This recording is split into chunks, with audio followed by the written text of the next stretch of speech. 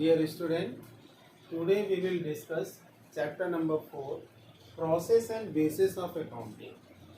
तो first is the process of accounting, यानी accounting की क्या प्रोसेस है, कैसे हम बिजनेस एंटरप्राइजेज में अकाउंटिंग करते हैं, उसके क्या क्या स्टेप्स है. तो there are so many transaction in business enterprises. Then first we have to identify the transactions which are in financial characters. There are two types of transaction in business enterprises. One is financial character, second is non-financial character. किसी भी business enterprises में बहुत सारे transactions होते हैं, उसमें से हमको क्या करना है, आइडेंटिफिकेशन ऑफ ट्रांजेक्शन. जितनी भी फाइनेंशियल कैरेक्टर के ट्रांजेक्शन्स है उसको आइडेंटिफाई करना है और उसको बुक में रिकॉर्ड करना है. तो financial transaction means what? The transaction which can be measured or expressed in monetary terms. For example, purchase of machinery rupees 50,000, sale of goods rupees 10,000, purchase of furniture rupees 10,000. These are the financial transaction. ये हमारे business को effect तो करता है, लेकिन इसका valuation हम monetary terms में कर सकते हैं, इसको बिजनेस में रिकॉर्ड करेंगे. तो ये फाइनेंशियल ट्रांजेक्शन हो गया. सेकेंड, नॉन फाइनेंशियल ट्रांजेक्शन क्या होता है? नॉन फाइनेंशियल ट्रांजेक्शन के केस में फंड ट्रांसफर नहीं होता, उसका बिजनेस पे इफेक्ट पड़ता है लेकिन अकाउंट में कोई इफेक्ट नहीं आता. जैसे request for the issue of chequebook, या हमने मार्केट में बहुत अच्छा वर्क किया जिसकी वजह से बिजनेस एंटरप्राइजेस को कोई रिवार्ड्स मिला, तो रिवार्ड्स आ रहा है, ट्रांजेक्शन तो हो रहा है, लेकिन इसका वैल्यूएशन मॉनेटरी टर्म्स में नहीं हो सकता. ये हमारे बिजनेस को अफेक्ट करेगा, इसकी वजह से सेल मार्केट में बढ़ जाएगा, डिमांड बढ़ जाएगी, लेकिन इसको अकाउंटिंग में हम रिकॉर्ड नहीं करते. तो first process is identification of transaction, यानी जितनी भी बिजनेस के ट्रांजेक्शन्स हैं उसमें से हम फाइनेंशियल कैरेक्टर के ट्रांजेक्शन को आइडेंटिफाई करेंगे. Then second, preparation of voucher. Second step क्या है? Preparation of voucher. अब हमने ट्रांजेक्शन आइडेंटिफाई कर लिया तो सेकंड वाउचर प्रिपेयर करेंगे. वाउचर कैसे प्रिपेयर होता है? जैसे सपोज हमने कोई गुड्स किसी को सेल किया और कैश रिसीव कर लिया, तो कैश रिसीव करने के साथ हम उसको बिल देंगे उतने अमाउंट का कैश रिसीव. तो उसमें कार्बन कॉपी होती है, ओरिजिनल कॉपी तो हमने उसको दे दिया, कार्बन कॉपी मेरे पास है. उसी एविडेंस के बेसिस पे हम प्रिपेयर करेंगे वाउचर, जो कि प्रूफ करता है कि हमारे पास क्या एविडेंस है. तो वाउचर क्या, एक एविडेंस के बेसिस पर हम प्रिपेयर करते हैं वाउचर, जिसमें डिसाइड करते हैं कि इसको हम सेल्स में दिखाएंगे या कोई एक्सपेंसेस है तो उसका एक्सपेंसेस में दिखाएंगे. जैसे हमने सैलरी दिया तो सैलरी पे किया तो सैलरी स्लिप प्रिपेयर होगी, और सैलरी स्लिप के बेसिस पर हम वाउचर प्रिपेयर करेंगे, उसमें एविडेंस के तौर पे सैलरी स्लिप की कॉपी लगेगी. तो second is the preparation of voucher. Then third step, recording in the books of original entry. Original entry means journal, यानी हम फिर सारे ट्रांजेक्शन को क्या करेंगे, ओरिजिनल बुक में रिकॉर्ड करेंगे, जिसको हम बोलते हैं जर्नल. उसका फॉर्मेट होता है date, particular, LF, amount debit और क्रेडिट, पर्टिकुलर एंड डेट. तो this is the format of journal entry, यानी इस ट्रांजेक्शन्स को हम इस फॉर्मेट में क्या करते हैं, रिकॉर्ड करते हैं.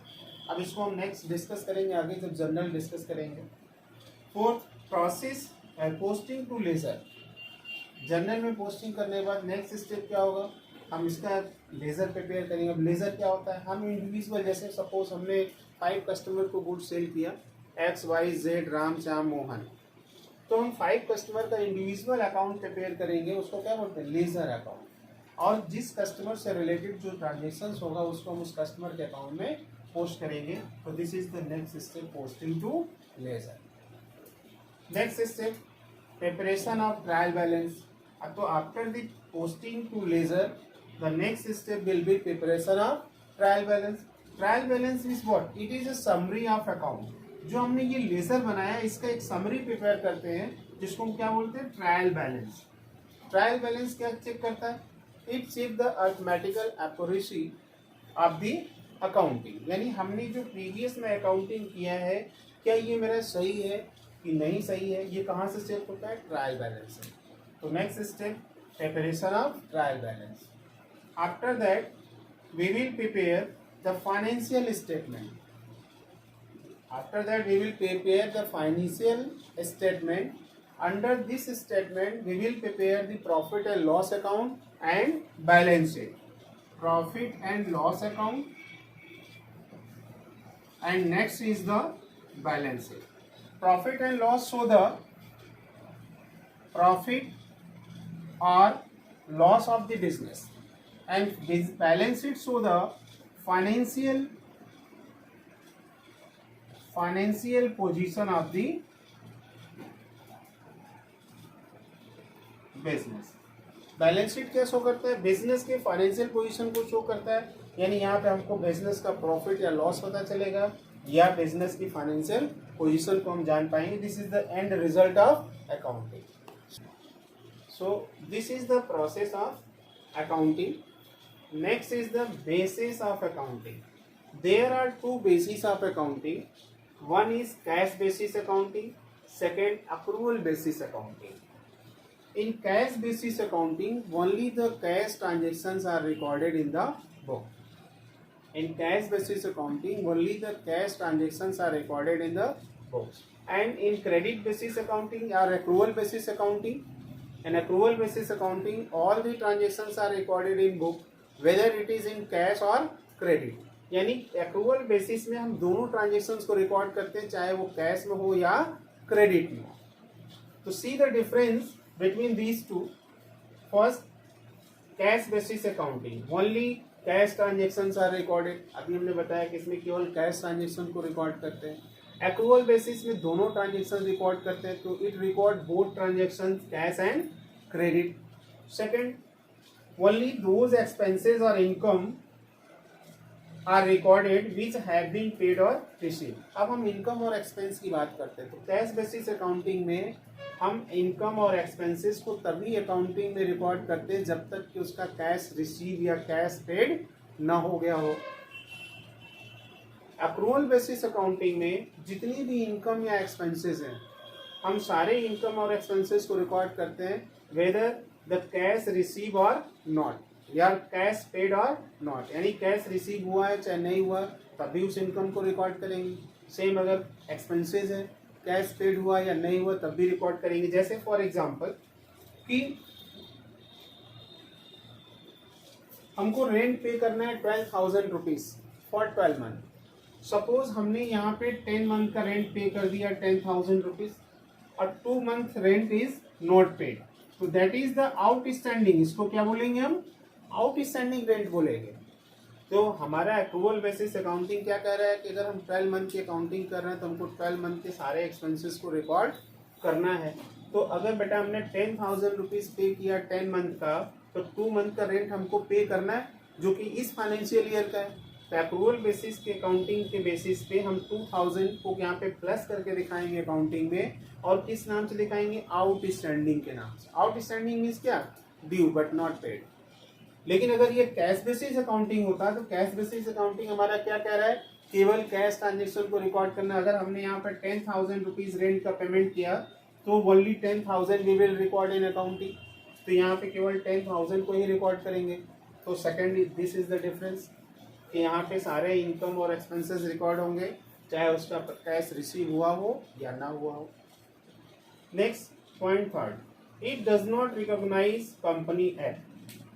अब कंपनी एक्ट क्या कहता है? कंपनी एक्ट कहता है कि हम कैश बेसिस अकाउंटिंग को नहीं मानते.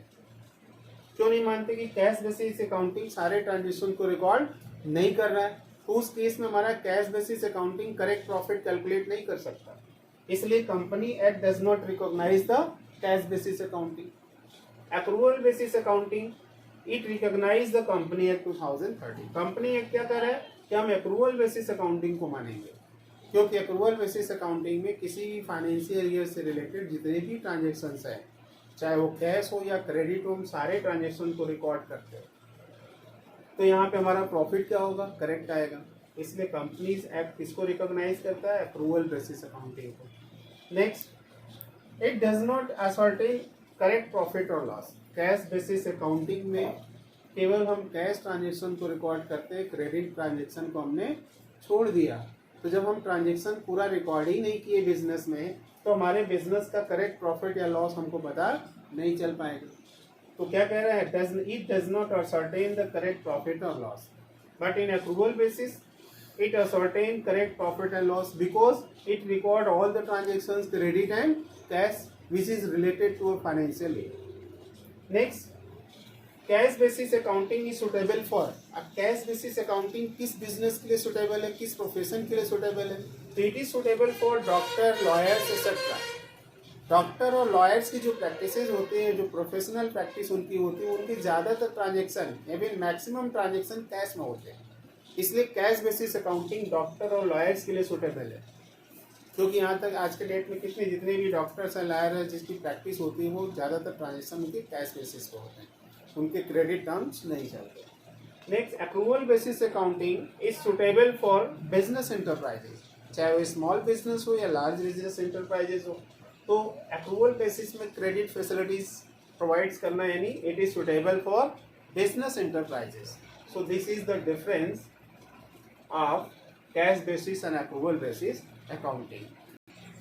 Here three important questions which is related to these chapters. First, explain the process of accounting, and second, distinguish between cash basis accounting and accrual basis accounting. And third question is, what is meant by hybrid basis of accounting?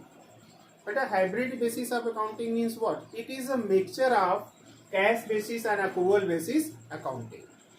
It is mixture of cash basis and accrual basis of accounting is known as the hybrid basis of accounting. Thank you.